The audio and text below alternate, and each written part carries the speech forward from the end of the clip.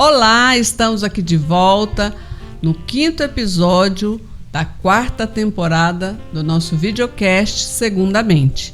E hoje nós vamos falar sobre arrecadação por Pix, vaquinhas e limites de gastos. Eu, Geralda Cunha, estarei conversando com a advogada eleitoralista Ana Raquel Gomes. Tudo bem com você, Ana Raquel? Tudo bem, Geralda. Olá, internautas e ouvintes. Mais uma vez, é um enorme prazer de estar aqui com vocês. E mais uma novidade é que nós estamos com a outra parceira, que é a agência Pulsar, que é co-irmã da AMARC, que é a Associação Mundial de Rádios Comunitárias. E eles estão transcrevendo todos os nossos episódios do Segundamente e disponibilizando nos sites, não só do Brasil, né, mas de todo o mundo, em português e espanhol. Lembrando que nós estamos no nosso canal do YouTube Mulheres na Comunicação e também na Rádio Noroeste 87,9 FM, todas as segundas-feiras. Na Rádio Noroeste ao meio-dia e no nosso canal no YouTube às 19 horas. Campanha eleitoral custa dinheiro, mas esse dinheiro ele não pode entrar por qualquer caminho, nem ser gasto sem limite. Pix e vaquinhas facilitaram a participação de quem quer apoiar uma candidatura e também tornaram a transparência e a rastreabilidade ainda mais importantes. Então, eu quero começar perguntando, Ana, vamos abrir essa conta para todo mundo entender de onde o dinheiro pode vir e como a sociedade consegue acompanhar. Porque ainda que tenha todos esses mecanismos, não é raro a gente ouvir aí pessoas dizendo que empresário tal está despejando dinheiro em campanha tal. Então, como é que a gente consegue acompanhar isso de uma forma a fiscalizar mesmo, enquanto cidadão, fiscalizar esses recursos que chegam para as candidatas e candidatos? A gente até já falou em um programa anterior que existem os fundos, né? Fundo partidário, fundo especial de financiamento de campanha, e esses fundos são destinados às campanhas, né? Femininas e masculinas, enfim.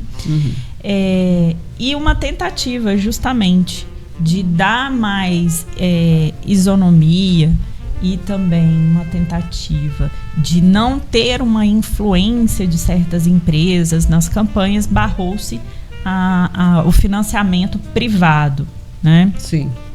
Por empresas, então é vedado, não pode.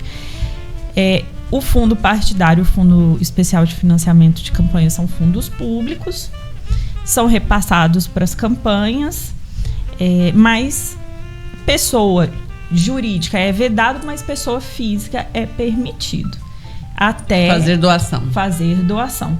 Até o limite de 10% do que se declarou no exercício anterior, que se declarou no imposto de renda no exercício anterior. Então, assim que há o registro de candidatura, aquele candidato, aquela candidata tem que abrir contas, né? Tem conta específica para recebimento das doações, conta específica para recebimento do Fundo Especial de Financiamento de Campanha e também tem conta específica para financiamento, para recebimento do fundo partidário.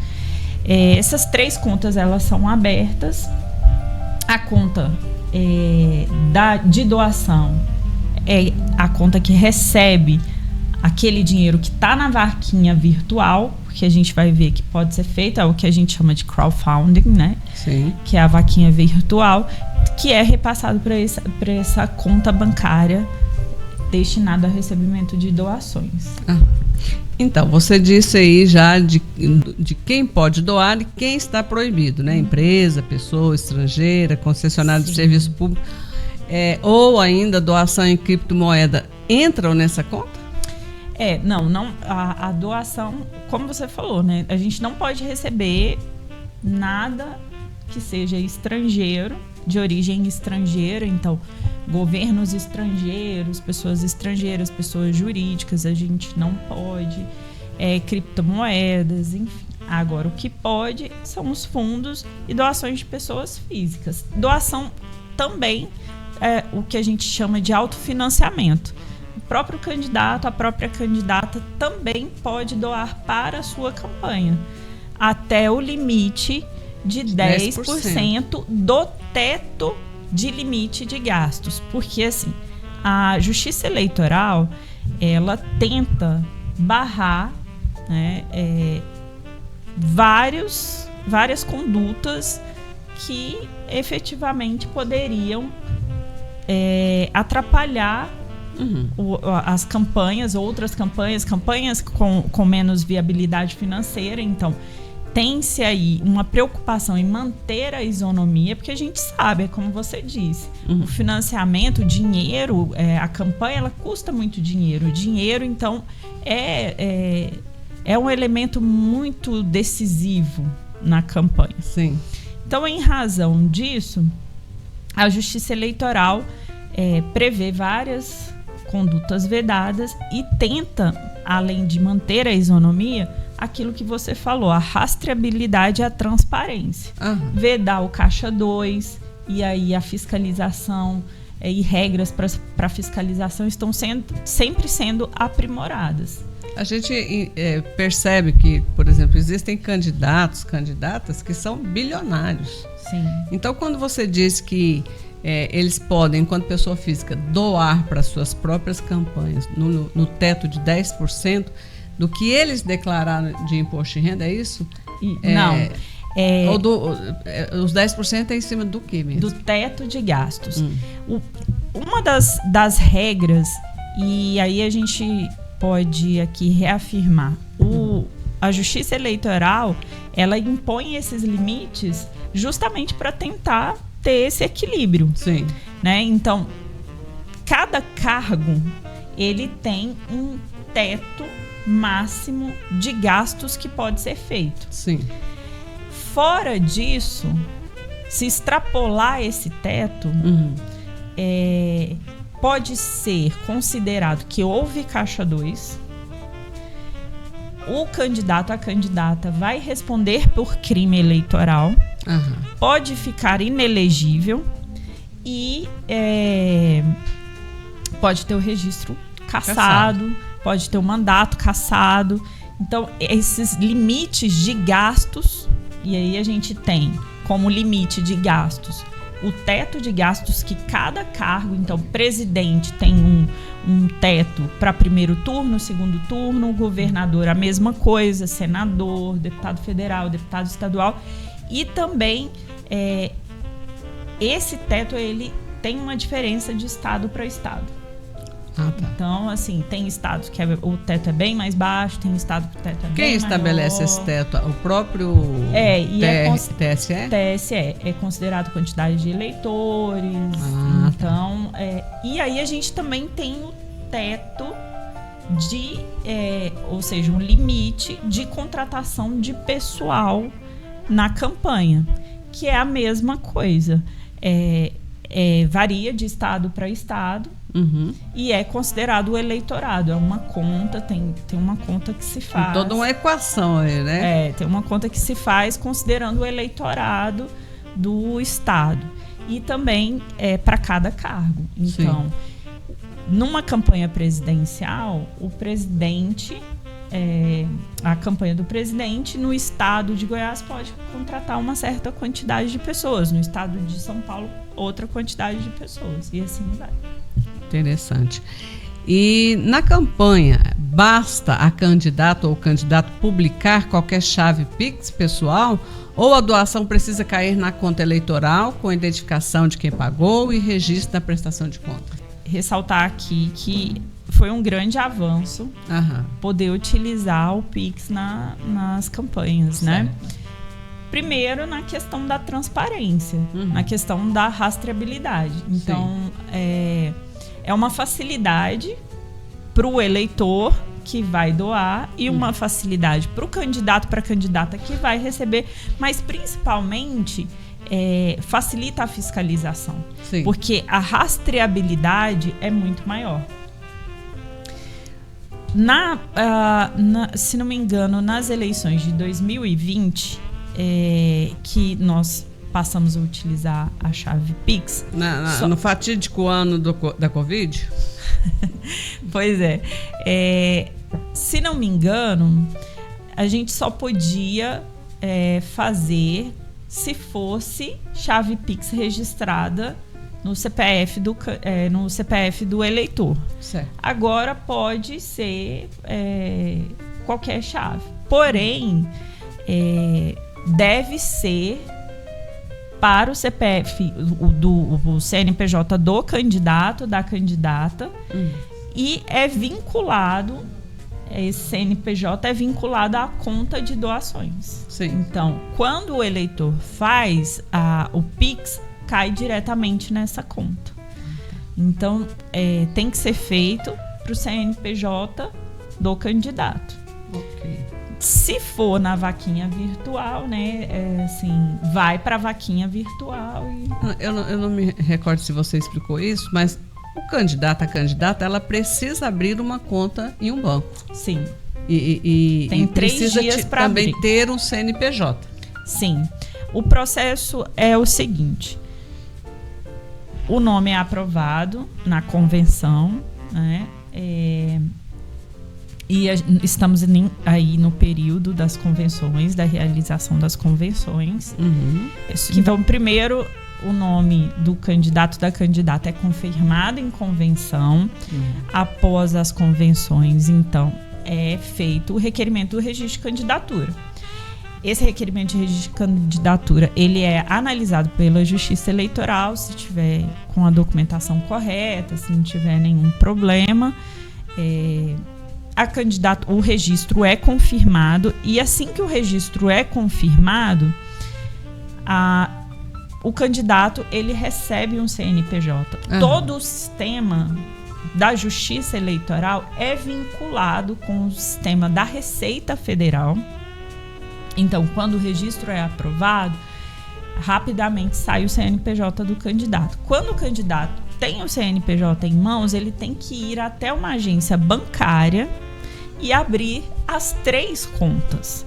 Mesmo que o partido não faça repasse de fundo partidário, ele tem que abrir a conta para recebimento do fundo partidário. Se ele não receber, pega aquele extrato zerado, apresenta na justiça, mas ele tem que apresentar o extrato das 3 contas. E, inclusive, consta como uma regra na resolução, que se o candidato responde por atraso na abertura das contas, responde se não abrir as contas, então corre o risco de ter contas desaprovadas, julgadas não aprovadas, não prestadas. Tem uma série de regras nesse sentido.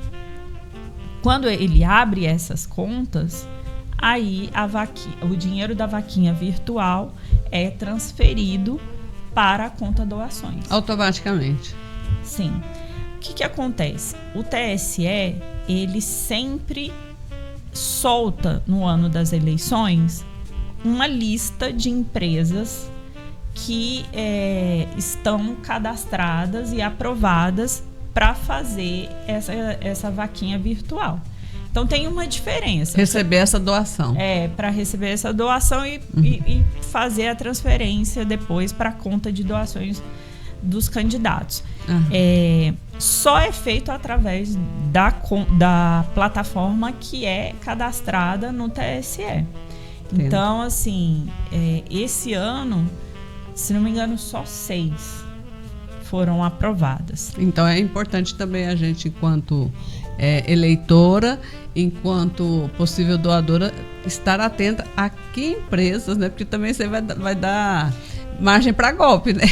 Não, na verdade, assim, mais os candidatos que têm que prestar atenção, porque assim, se não for uma plataforma que esteja cadastrada, não vai poder fazer o uso desse benefício. E tem muita candidatura que consegue, de fato, fazer uma boa arrecadação pela vaquinha, né? Então, aquelas candidaturas que têm menos viabilidade financeira, foi, assim, excepcional essa possibilidade da vaquinha virtual. Inclusive porque desde o dia 15 de maio... Isso, eu iria fazer essa pergunta para você agora, né? Como equilibrar transparência eleitoral, proteção de dados e segurança da pessoa doadora? Excelente pergunta, Geralda.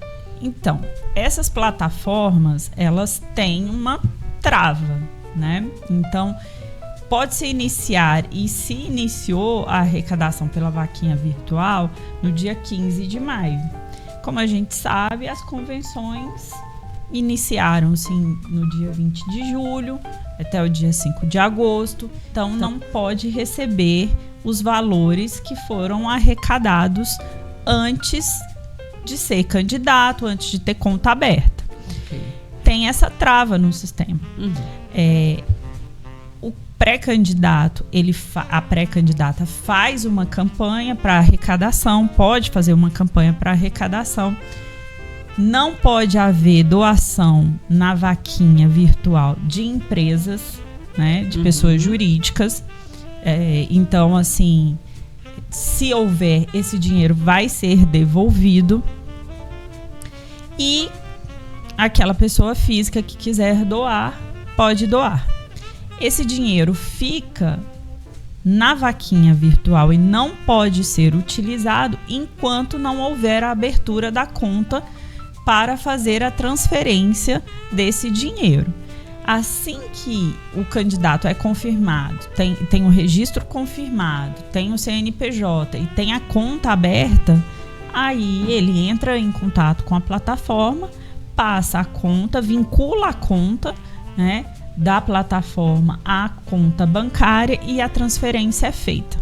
Existe todo um relatório que é gerado e isso está previsto na resolução de nome e CPF do doador. E essa relação ela é repassada para a Justiça Eleitoral justamente pela aquela questão da rastreabilidade que eu te falei, para facilitar a fiscalização, mas a transparência também. Então, todo esse relatório, ele é gerado e é apresentado para a Justiça Eleitoral. Inclusive porque toda doação ou todo gasto eleitoral tem que ser comunicado à Justiça Eleitoral pelo candidato em até 72 horas. Sim. Então, esse relatório de doador, ele é comunicado, né, para a Justiça Eleitoral e, ao final, é apresentado na prestação de contas, quando já abre o período para apresentação de prestação de contas. Existe a preocupação da Justiça Eleitoral com a LGPD, sim, inclusive com os dados sensíveis dos candidatos. A prestação de contas, ela é pública, ela é acessável por qualquer pessoa, por qualquer partido, tanto pela plataforma Divulga Cand, que é uma plataforma onde você tem acesso a todos os dados do candidato, é uma plataforma bem completa, as despesas e etc. Porém, os dados sensíveis hoje na plataforma, os dados eles ficam inacessíveis. Então, não tem essa divulgação. Sim. Eles não são publicados. E tanto do candidato quanto do doador. Nessa plataforma do TSE, que é o Divulga Cand, qualquer pessoa pode entrar na consulta pública do PJE, que tem o processo, porque a prestação de contas ele é um processo jurídico, né? Sim. Pode acessar alguns dados desse processo de prestação de contas através da consulta pública do PJE. Mas esses dados sensíveis, eles ficam inacessíveis. Interessante. Importante, inclusive, né? Tem 3 limites que costumam se misturar na cabeça das pessoas. Qual é o limite da pessoa doadora?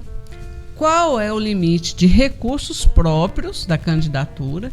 E como isso relaciona com o teto, ou se relaciona com o total de teto, né, de gastos do cargo? Então, bom, o teto da pessoa física é 10% do que foi declarado no imposto de renda do exercício anterior. Certo.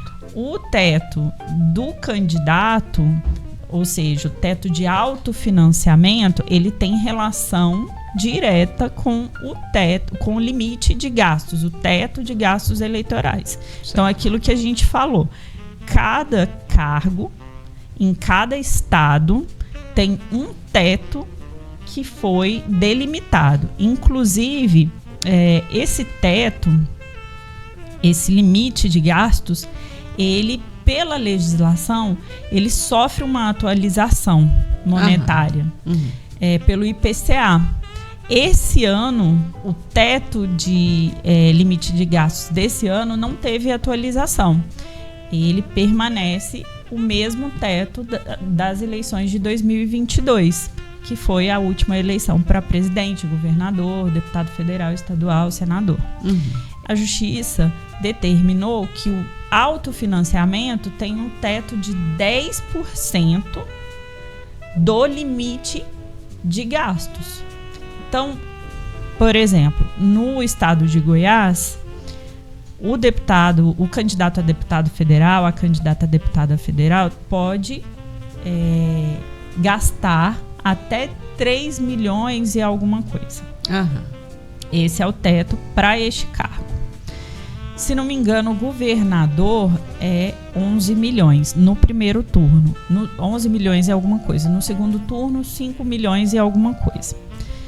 Então, o candidato, a candidata, pode gastar até 10% disso. Então, no caso daquele candidato a deputado federal, pode ser até 300 e poucos mil reais o autofinanciamento.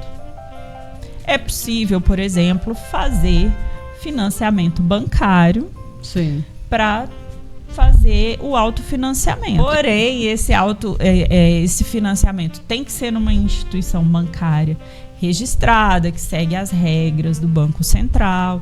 Então, não é possível financiamento particular. Então, vou pegar um dinheiro emprestado com o meu primo. Não pode. E Ana, quando uma candidatura diz que fez uma campanha a custo zero, o que o público deve conferir? Trabalho de equipe, edição de vídeo, carro, palco, influenciador, corte de rede de serviço voluntário. Podem precisar entrar nessas contas? Todo esse trabalho aí? O serviço... Todo trabalho voluntário. É muito difícil fazer uma campanha a custo zero, né? Mas, assim, o voluntariado é permitido. A gente tem umas regras eleitorais, a gente aconselha a fazer contrato, mas a pessoa que queira trabalhar doando, né, para o candidato, o seu trabalho pode, isso tem que estar na prestação de contas, mas o voluntariado, ele é possível sim. Agora, foi bom você ter tocado nesse assunto, Geraldo, porque existem 2 gastos, por assim dizer, que o candidato obrigatoriamente tem que fazer, mas eles são considerados gastos, mas eles não entram neste limite de gastos, nesse teto de gastos, que é justamente com advogado e contador. Então, se o candidato contratar, porque pode receber doação desse serviço, e aí fica aqui para conhecimento a informação de que contador e advogado não pode doar o seu trabalho. Existe uma vedação. Inclusive, advogado que doa o seu trabalho. Antigamente era possível. Agora não é mais. Por que só essas 2 classes, esses 2 profissionais? Então, assim, primeiro pela classe em si, porque houve um trabalho da classe nesse sentido de valorização. De garantir, e também para não ter negociações consideradas escusas, né? Se eu ganhar, eu vou te dar um cargo tal. Né? A bem da verdade, acontecia muito. Então, o advogado, o contador, não é permitido mais doar o seu trabalho. o advogado, inclusive, pode sofrer representação ética nesse sentido. Agora, pode ser o advogado e o contador do partido? Sim, mas aí tem que haver a doação. Entra como doação estimável. Existe um valor que é considerado. Quer dizer que nesse caso deles e pode ser doado. Advogados do partido, eles podem doar o partido pode doar. O partido. O serviço do advogado. E acontece muito, principalmente naquelas candidaturas com menor viabilidade eleitoral, acontece justamente isso, do partido doar os serviços jurídicos e contábeis para esses candidatos, para essas candidatas. Entendo. Existe muito também a possibilidade da candidatura majoritária doar para os candidatos esses serviços, mas é devidamente computado. Então, em Goiás, o partido X tem essas candidaturas pequenas. Então, o candidato ou a candidata a governadora pode doar esses serviços desses profissionais para essas campanhas. Sim, acontece muito. Ok. Quando uma falha de prestação de contas vira arrecadação ilícita, abuso de poder econômico ou risco de cassação, estourar o teto produz que tipo de consequência? Então, o candidato, a candidata fica sujeita ao que a gente chama de AIGE, que é uma ação de investigação judicial eleitoral. Fica sujeito a multa, por exemplo, se ultrapassar o teto, né, de gastos, ele tem uma multa de 100%. Uau. Né? Se tiver um gasto também que não pode ser feito, fica sujeita à multa, à devolução de valores ou para o partido ou para o tesouro, né? Depende de onde vem esse dinheiro. Pode ter as suas contas desaprovadas, pode ter as contas, e aí, vamos dizer, contas desaprovadas não tem uma consequência jurídica, não impede o candidato, por exemplo, ou a candidata de ter a certidão de quitação eleitoral, de se candidatar novamente. Mas pode ter contas julgadas não prestadas, e aí tem consequência, de fato, né? E pode sofrer essa AIGE, que é essa ação de investigação judicial eleitoral, responder por abuso de poder econômico, e pode ficar inelegível por 8 anos, até 8 anos. E como é que o público pode acompanhar as contas no Divulga Cand Contas? E que sinais merecem atenção? Inclusive nos recursos destinados à candidatura de mulheres, pessoas negras e indígenas, que foi um assunto que nós já conversamos a respeito. Sim. Né? No Divulga Cand, quando você entra no Divulga Cand, existe a possibilidade de você selecionar o estado. Então, você seleciona o estado e ali você seleciona o cargo. Então, deputado estadual. Selecionou o deputado estadual, você joga o nome daquele candidato que você, ou candidata que você quer acompanhar. Ali saem os dados, né? Nome, se o candidato está eleito ou se está com registro deferido. E logo abaixo sai algumas informações das despesas eleitorais. Então tem a quantidade e separado, né? Quantidade de valor recebido que veio proveniente do FEFEC, que é o Fundo Especial de Financiamento de Campanha, proveniente do fundo partidário, proveniente de doação. E aí você pode até clicar, por exemplo, em despesas. Vai sair, por exemplo, despesa com gráfica. Sai lá o CNPJ, o nome da gráfica e o valor daquela despesa. Então, tudo isso você pode acompanhar ali pelo Divulga Cand, assim como você pode acompanhar também pelo PJE através da consulta pública. Inclusive, no Divulga Cand, esses processos ficam vinculados ali no Divulga Cand. Então, você pode ser... Tem lá, ficam geralmente 3 processos. Sim. Que é o processo do registro de candidatura, que você pode acessar. Então, você vai clicar lá no número do processo, você vai ser direcionado para a consulta pública do PJE. O da prestação de contas e o do DRAP, que é assim, quando tem coligação, né? Que por exemplo, chapa de vereador, chapa de deputado, etc., faz o DRAP. Aí a gente entra numa questão mais técnica. O DRAP é a relação de todos os candidatos, né? Tem também os dados do partido e etc. Que interessante você colocar isso. É o que a gente chama de chapa, né? É a chapa. Quer dizer, eu estou conversando com a advogada eleitoralista. Agora há pouco nós falamos que as duas funções que são remuneráveis numa campanha que não podem ser doação, advogado e contabilidade, né? O contador, a contadora.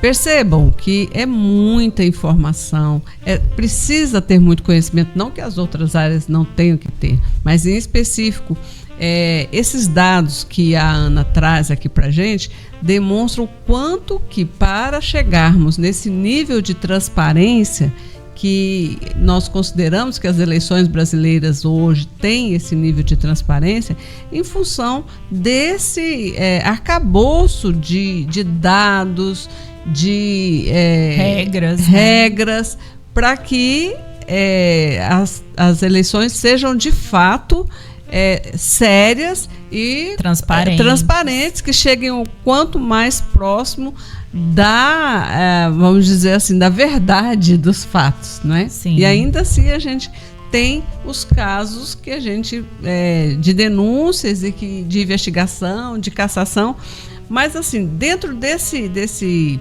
arcabouço de informações que você trouxe para nós, um eleitor, uma eleitora, o que ela precisa identificar assim, de forma simples, quando ela perceber, por exemplo, que uma campanha está exagerada, está desproporcional em relação a outras campanhas ou o gasto, né? Tem candidatos que parece que você sai ali na rua, a quantidade de material impresso, a quantidade de bandeiras e tudo é muito maior que outros candidatos. Então, qual a forma, se nós, enquanto cidadãos, a gente percebe isso, a gente pode ter esse olhar assim de pedir para que o TSE, né, investigue?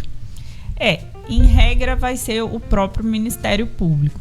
Então, se existe alguma desconfiança do eleitor nesse sentido, pode ser feito através da ouvidoria do TRE, pode ser feito através do Pardal, que a gente já falou sobre o Pardal. Sim. Pode ser feito através do próprio site do Ministério Público. Então, o cidadão encaminha o que a gente chama de notícia de fato, mas é simplesmente o quê? Relatar os fatos, né? Uhum. Aqui tá. Então, isso acontece também em situações de compra de voto, propaganda irregular. Entra no site do Ministério Público, entra no site do TRE, do TSE, encaminha essa comunicação ou pelo Pardal. E aí existe aquela possibilidade que a gente falou, não quero ter o meu nome divulgado. Uhum. Então, para acessar, você acessa com o seu nome, com os seus dados. Porém, você pode clicar no campo que não quer que seu nome seja divulgado. E não será. O Ministério Público vai receber essa comunicação e vai apurar. Se existirem indícios, a gente entra naquelas ações do artigo 22, que são justamente as ações investigativas, né? A AIS, que a gente falou, né? De investigação judicial eleitoral, para apurar justamente abuso de poder econômico. Ótimo. Mas para outras questões, abuso de poder político e etc. Maravilha. Quero de novo aqui agradecer a Ana Raquel. E para quem acompanhou a conversa, já deixo aí o recadinho. Os primeiros episódios, né, os episódios anteriores do Segundamente, estão no nosso canal Mulheres na Comunicação, no YouTube. Tem episódio novo do Segundamente toda segunda-feira. E é importante você se inscrever, ativar as notificações e compartilhar informação confiável, porque a informação também protege o voto. E lembrando que nossas parceiras, a Rádio Noroeste 87,9 FM, também a agência Pulsar, juntamente com a AMARC, né, estão divulgando todos os nossos episódios, né, toda semana.